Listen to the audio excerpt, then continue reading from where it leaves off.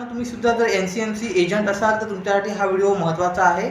तर आतापर्यंत तुम्ही जर पॅसेंजरचे जे काही रजिस्ट्रेशन आहे ते मंत्रा डिव्हाइसवरून केले असेल, जो की L1 डिव्हाइस आहे MFS 110, तर आता या डिव्हाइसवरून तुमचे पुढचे जे काही रजिस्ट्रेशन आहे पॅसेंजरचे होणार नाही। तर अशा पद्धतीचा बदल करण्यात आलेला आहे ते सांगतो। त्यापूर्वी आपल्या व्हिडिओला लाईक आणि चॅनलला सबस्क्राईब करा।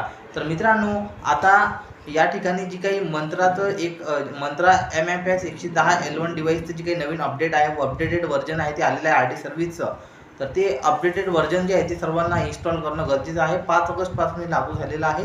जे कोणी याला इन्स्टॉल करणार नाही ते या ठिकाणी जे काही डिव्हाइस आहे ते यूज करू शकणार नाही। तर आता हे अपडेटेड व्हर्जन जर तुम्हाला इन्स्टॉल करायचं असेल तर ती आपली जी काही POS मशीन आहे, जे आपल्याला एबिक्स कॅश मार्फत देण्यात आलेली आहे, त्या डिव्हाइसच्या ॲप स्टोअरवरती जर तुम्ही गेले तर त्या ठिकाणी जे काही मंत्राचं व्हर्जन आहे ते अवेलेबल नाही आहे आणि ते सपोर्टसुद्धा त्या डिव्हाइसला करत नाही आहे। त्यामुळे तुम्हाला आता या ठिकाणी हे पर्याय व्यतिरिक्त तुम्हाला दुसरे एक डिव्हाइस वापरू शकता। तुम्हाला स्टारटेक्स डिव्हाइस ऑर्डर करावं लागेल आणि तुम्हाला पर्यायी व्यवस्था म्हणून तुम्हाला जे काही मॉर्कोचा सुद्धा डिव्हाइस आहे, मॉर्को बेस्ट आहे, मॉर्कोचं डिव्हाइस तुम्हाला ऑर्डर करून तुम्हाला तुमची जी काही पॅसेंजर ऑनबोर्डिंग आहे ती करायची आहे।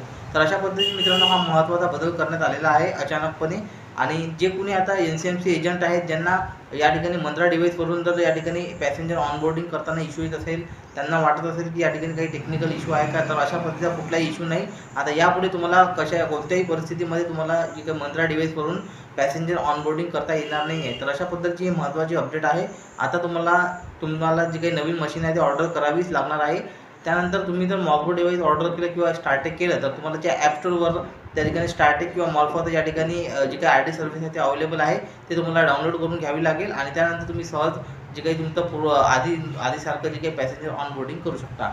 अशा पद्धतीने मित्रांनो महत्त्वाचा बदल करण्यात आलेला आहे। तुम्हाला या संदर्भात काय वाटते, हा निर्णय चुकीचा आहे की बरोबर आहे, ते कमेंट करून अवश्य कळवा आणि अशाच महत्त्वपूर्ण माहिती व नवनवीन अपडेट्स वेळोवेळी जाणून घेण्यासाठी आजच आमच्या चॅनलला सबस्क्राईब करा।